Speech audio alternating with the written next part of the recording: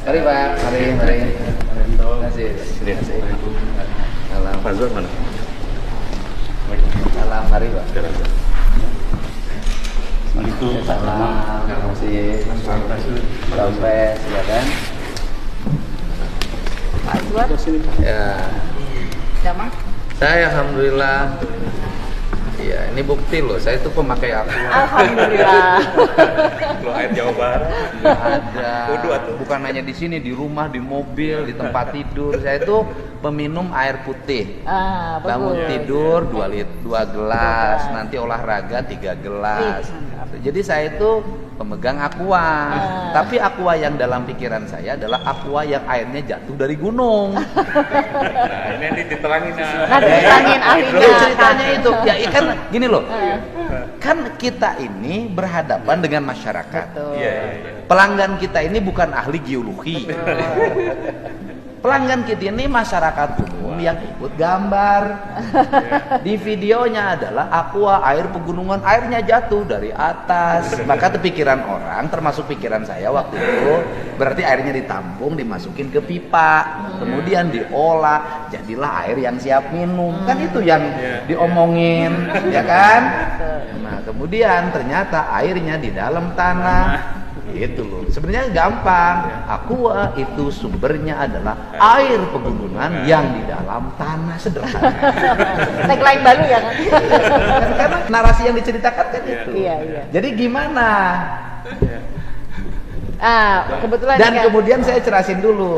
Saya ini keliling industri. Satu, saya ngebedahin pertambangan sudah hampir selesai. Dan di mana pertambangan tidak boleh menjadi kekuatan yang merusak alam, merusak lingkungan, gitu loh. Itu udah clear tuh. Udah beres semuanya. Maka waktu itu saya bergeser. Saya masih lihat mobil gede nih. Saya bilang kok ternyata mobil pengangkut air mineral Aqua. Habis itu saya lihat lagi, ini nabrak orang, 3 orang meninggal karena bebannya terlalu berat. Mudun, mobilnya udah tua-tua. Makanya saya waktu itu udah deh, kalau begini di Jawa Barat seluruh pengangkutan bahan material tambang yang jalannya langsung melewati jalan kabupaten, jalan provinsi, sumbuk 2 biar untuk keamanan dan kenyamanan. Jadi tujuan saya waktu itu adalah ingin membenahi transportasi publik sektor pengangkutan barang dengan tidak menggunakan mobil besar dan tonasenya Aqua tiap hari overload. Di datanya harusnya 5 ton, 6 ton, kemudian ngangkutnya hampir 15, 13 gitu. Jadi gimana Pak? Jadi saya nggak ada niat untuk sumber air, karena diajakin aja. Oh itu. Sekalian lihat. Nah gimana? Iya.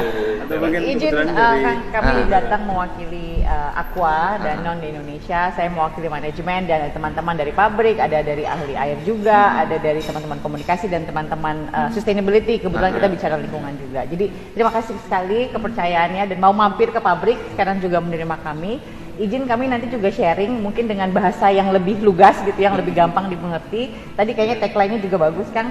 Tapi kita sebenarnya bangga banget untuk beroperasi di Jawa Barat. Kalau pabrik kita secara keseluruhan kita punya bisnis air minum dan juga bisnis nutrisi. Di Jawa Barat itu pabriknya sekarang 9.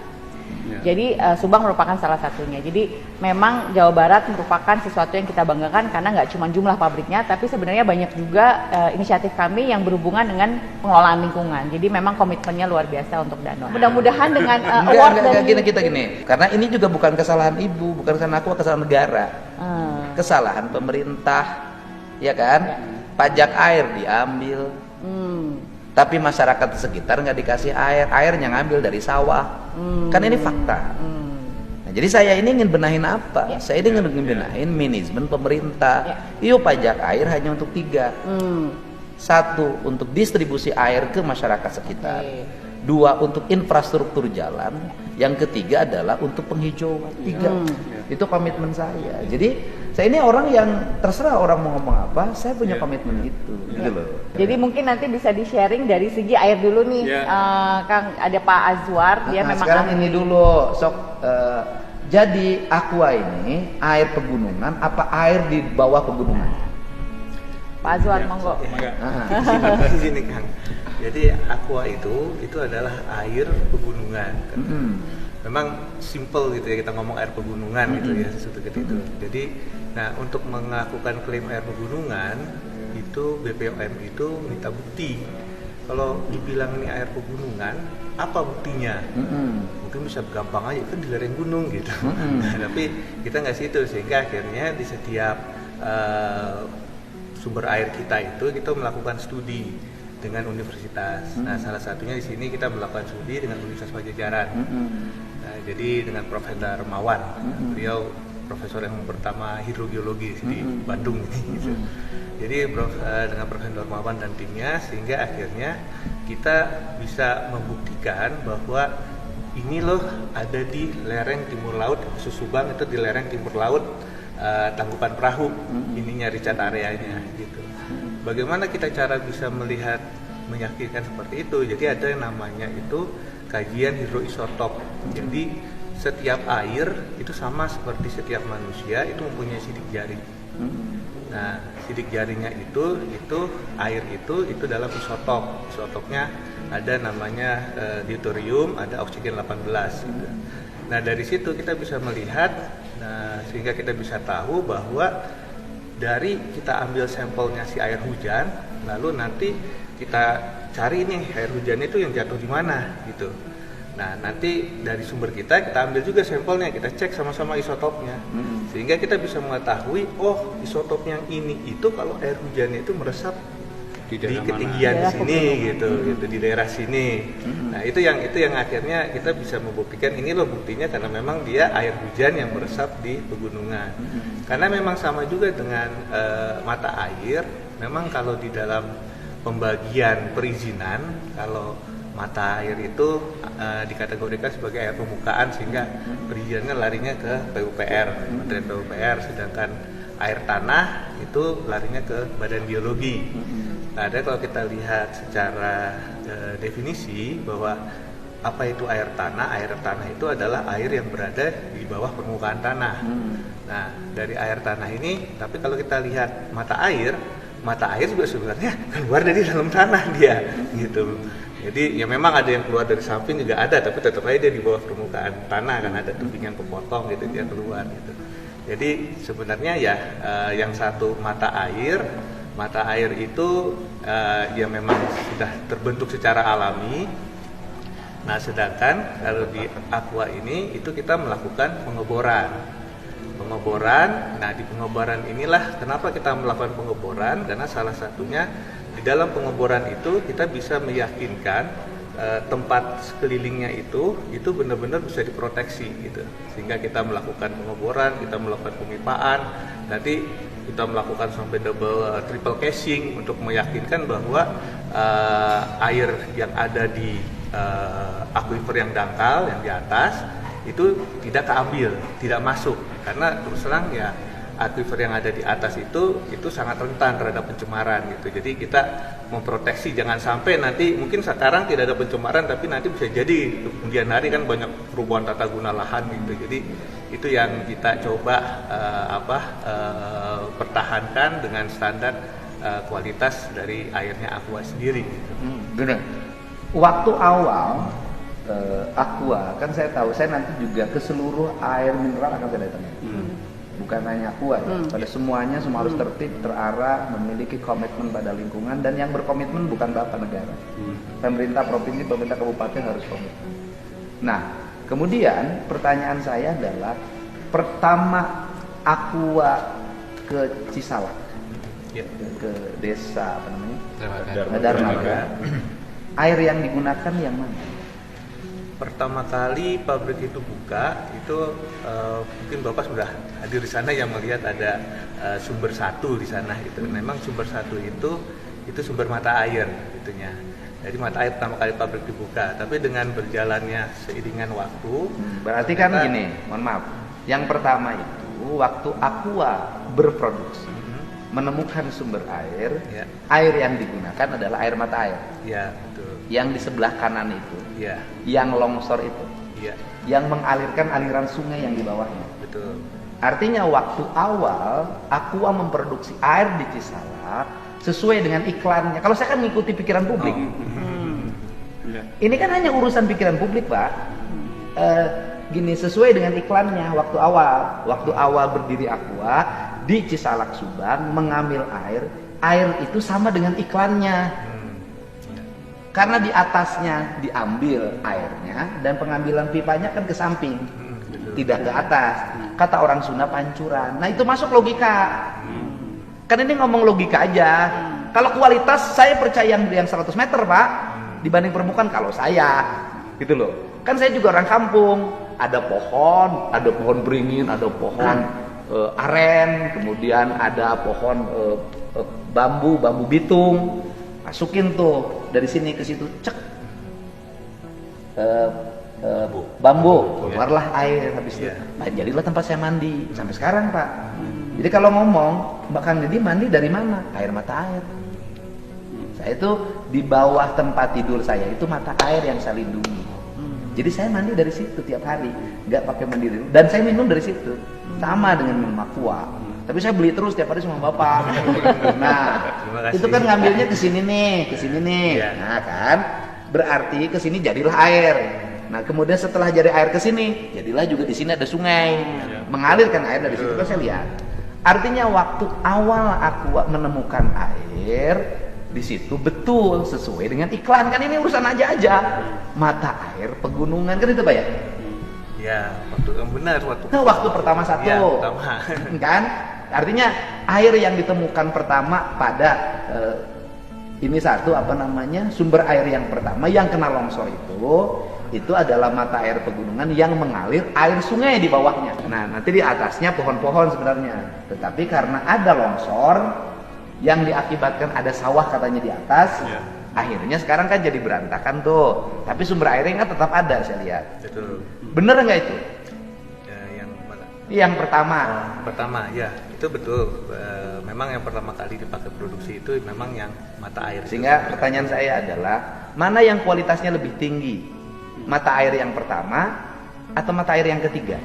Yang 100 meter? Yang 100 meter itu yang lebih bagus. Yang lebih tinggi. Ya, Kualitasnya yang mata air yang lebih tinggi itu yang 100 meter. Bagaimana membedakan di bungkus Bapak, di botol Bapak, mata air yang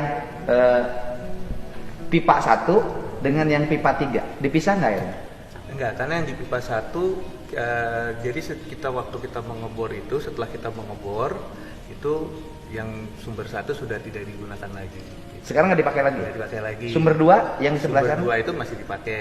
Artinya kan itu hampir mirip Pak. Kedalamannya kan itu hanya 30. Gitu ngebor juga. Nah, artinya kan kedalaman 30. Artinya kan itu mata air yang di atas. Sebenarnya bukan mata air ya, karena ya kalau mata air kan ada sesuatu yang terbentuk secara alami gitu ya. Nah, mungkin ada istilahnya tadi Kang Deddy Cisirah. Cisirah. Tapi di sini memang salah satu syarat kita itu adalah kita itu mengambil airnya, akuifernya itu yang di bawah lapisan kedap atau biasa umumnya disebutnya confined aquifer. Jadi lapisan kedap itu adalah satu lapisan yang benar-benar padat. Jadi ibaratnya dari atas nggak bisa ke bawah, yang dari bawah nggak bisa ke atas gitu. Itu yang kedalaman berapa meter? Bisa beda-beda ya? Dua-duanya itunya. Okay. Jadi setiap pengeboran kita selalu mencari lapisan yang kedap ini. Karena apa? Karena dengan lapisan kedap ini berarti air akuifer yang di bawah itu dia terproteksi dengan ada kemungkinan pencemaran dari atas segala macam gitu, itu terproteksi di situ. Jadi itu yang kita ambil, dan termasuk juga sewaktu kita membuat sumurnya ini sendiri, setelah kita ngebor itu kita juga benar-benar membuat yang terbaik yang bisa dilakukan. Jadi kalau misalnya kita mau ngebor nih, kan pecah nih. Nah, begitu kan pecah ya, kan dia kan nggak mulus gitu kan, dia rusak tanahnya gitu. Merusak batu juga. Batunya kan dia rusak. Nah, makanya batunya ini kalau dia rusak kan nanti bisa kecampur gitu ya. Nah, jadi kita di sini menggunakan teknik yang namanya pressurized grouting gitu, kan. Jadi pakai pressurized grouting itu benar-benar kita masukkan si semen itu, kita kasih tekanan itu sampai ke titik, karena waktu membor itu benar-benar kita melihatin lapisan-lapisan itu sampai ke titiknya berapa gitu. Jadi disitulah kita stop sehingga akhirnya si lapisan si kedap itu benar-benar kembali menjadi kedap setelah kita bor dan kita masukkan casing. Air yang di bawah yang diambil 100 meter itu aliran air bukan? Aliran air ya dari Yang disebut sungai pegunungan. bawah tanah. Bukan sungai bawah tanah. Jadi yang kita sebut itu adalah aquifer. Jadi aquifer itu adalah batuan yang bisa menyimpan air dan juga bisa meloloskan air. Ya, artinya gini, Agak di boros bawah ya. itu kan ada sumber air yang diambil tiap hari tuh, ya kan? Nah, sumber air ini berasal dari mana? Sumber air ini Yang tadi- 100 meter itu, Ya, kan ya. pasti ada aliran dong, nggak mungkin kan air numpuk di situ, kan diambilin. Iya, Nah, dari betul. mana ini airnya? Airnya dari yang tadi saya sampaikan, dari mulai riset areanya yang di Dari gunung. Daerah tangkapan air. Tangkapan Dari di tangkapan atas, air, ya. kan dari gunung sampai Iya. ke situ. Betul. Pertanyaannya adalah berpotensi menimbulkan pergeseran tanah nggak? Nah, saat ini dengan studi yang kita kerjakan dengan Unpad dan nilai terakhir dengan UGM gitu, karena kenapa kita dengan UGM lebih fokusnya untuk terkait dengan longsoran, karena kebetulan di UGM itu ya salah satu pemegang internasional paten terkait dengan tekniknya untuk mencegah pelongsoran itu gitu. Jadi dari situ kita melakukan studi dan situ kita memonitoring sehingga sebenarnya dengan yang terjadi longsor itu kita sudah memberikan mempunyai suatu kajian, bahkan kita sudah taruh satu alat. Jadi ada alat untuk mengkontrol kalau terjadi pergerakan tanah di situ. Tapi ya karena semuanya terjadi begitu cepat ya tidak ada sempat juga ininya itu. Jadi dan juga setiap dua kali selama 1 tahun 2 kali itu kita juga melihat apakah ada perubahan nggak sih terhadap kondisi tanah itu, permukaan tanah. Jadi kita lakukan di situ dengan menggunakan alat dari Leica. Jadi ada GNSS itu salah satu untuk kita bisa mengetahui posisi kedudukan tanah itu ada perubahan apa enggak, dengan ada satelit yang digunakan, ada satelit yang Amerika, Rusia, Cina segala macam itu semua datanya dipadukan, diolah. Nah, yang mengolah gitu yang punya alatnya itu Leica itu.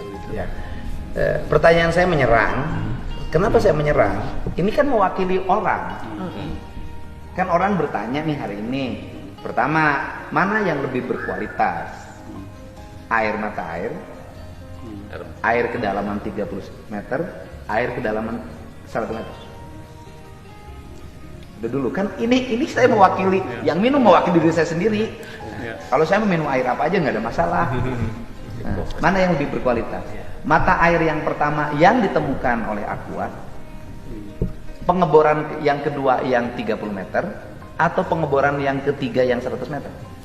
Jadi yang ini saya pengen garis bawahi dulu bahwa sebenarnya air mata air gitu ya, dengan yang air yang kita ambil sini, atau bahkan mungkin kalau dahulunya gitu, kalau ada yang melakukan pengeboran di lebih dangkal lagi gitu, ngambil air gitu mungkin hanya 12 meter, bisa jadi kalau zaman dulunya itu mempunyai kualitas yang sama. Tapi dengan seiringan waktu akibat ada perubahan tanah guna lahan, ada pertumbuhan penduduk, sehingga akhirnya kerentanan itu makin berpotensi untuk terjadi gitunya pencemarannya. Dan kalau yang namanya pencemaran itu nggak bisa kayak mesin atau mobil mogok kita tahu gitu, tapi Yang minum air ini bukan pakar, Pak. Nah, Yang minum air ini pengen biasa. Jawabnya langsung aja, mana yang lebih berkualitas? Air yang di permukaan, cisirah mata air, air yang dibor 30 meter, atau air yang dibor 100 meter, mana yang lebih berkualitas? kualitasnya itu sama asal sesuai dengan standar standar yang sudah ditetapkan oleh pemerintah. Nah, tapi yang punya kedalaman 30 meter dan 100 meter itu lebih aman dari kerentanan dari kontaminasi, pencemaran itu. Artinya bahwa air yang di bawah tanah yang dibor itu jauh lebih terjamin higienitasnya dibanding yang di permukaan. Kan itu dulu Pak, ya kan? Kalau begitu, kata saya juga jangan iklannya tidak boleh air yang terjun karena itu berpotensi tercemar yang terjun itu. Visualnya ya Pak ya, visualnya maksudnya. Kan logikanya sederhana gitu loh Pak. Saya mah kan ngomongnya jeung rakyat jadi ngerti pikiran. Kan saya harus membaca pikiran konsumen walaupun saya bukan marketing Bapak. Nah, yang kedua, jadi Bapak punya alat ini nih. Saya jawab aja. Punya potensi nggak pergeseran tanah? Saat ini Sampai saat ini belum. belum ada, kita belum melihat ada Belum potensi ya? itu gitu. Kemungkinan terjadi nggak? Kalau kemungkinan sih kemungkinan saja terjadi karena kan kita punya gempa ya, jadi sangat rentan di daerah Tapi pertanyaannya adalah dengan diambil air itu dari dalam tanah diambil, itu menimbulkan pergeseran nggak? Ini bukan faktor Bukan gempa nempel, dan lain gempa. sebagainya. Hanya Tanpa gempa bisa geser nggak tanahnya? Bisa roboh nggak itu Insya Allah hutan? dengan adanya eksploitasi kita saat ini memang sudah ada kajian dari Badan Geologi. Seperti waktu terjadi longsor itu kan ada press release dari penyebab dari longsor itu sendiri, jadi memang tidak ada Tidak ada korelasi. kaitan. gitu. Oke, kan berikutnya lagi. Dengan air diambil, apa dampaknya terhadap sumber-sumber air yang dinikmati oleh masyarakat? Nah, Untuk ke sawah, itu. ke kolam, kan Bapak harus jawab itu. memang dari sini dengan kajian yang dilakukan bersama Unpad tadi, itu salah satunya kita menghitung neraca air. Jadi neraca air itu berapa sih air hujan yang jatuh, berapa air hujan yang meresap, dan berapa air hujan yang akhirnya mengalir ke sungai dari sini. Nah, yang meresap pun itu akhirnya dia akan ada yang keluar sebagai mata air alami tadi itu sendiri gitu. Nah, dari sini yang memang kita melakukan kajian dan perhitungan, dan waktu itu dibantu juga oleh salah satu dari PUPR gitu ya, tapi waktu itu belum PUPR namanya. Jadi dibantu untuk mengkaji itu selama 1 tahun terkait dengan pengaruh air permukaan. Jadi ada yang namanya debit andalan untuk mengukur, karena air sungai itu kan akan dipakai untuk irigasi dan untuk yang lain-lain gitu. Nah, beliau ya punya data lengkap, lalu dari sini karena kita studinya itu 1 tahun lebih Pak, jadi kita bisa melihat fluktuasinya selama harian, karena kita taruh alat di situ. Jadi secara bulanan itu alhamdulillah dari debit andalan yang 80, debit andalan yang 90 itu masih mencukupi daripada kebutuhan pada saat itu. Memang kita nggak melakukan studinya selama setiap tahun, karena sekali studi aja udah 1 tahun lebih gitu, Kang. Jadi itu yang kita lakukan dan alhamdulillah nggak ada pengaruhnya. Dan memang dengan kajian itu sendiri, itu kita juga melihat adakah korelasi antara air yang kita punya ini, sumber air yang kita punya, dengan mata air yang ada di banyak di luar dari pabrik itu sendiri gitu. Jadi itu yang kita Yang kering. situ. Kering artinya gini, Bapak jawab tegas aja. Dengan pengambilan air bawah tanah dengan jumlah yang sangat tinggi setiap hari, punya efek enggak bagi tersediaan air buat masyarakat sekitar, termasuk juga debit sungai? Kalau sampai saat ini dari data yang neraca kita punya itu tidak ada Tidak ada. pengaruhnya, Tidak ada. karena masih surplus.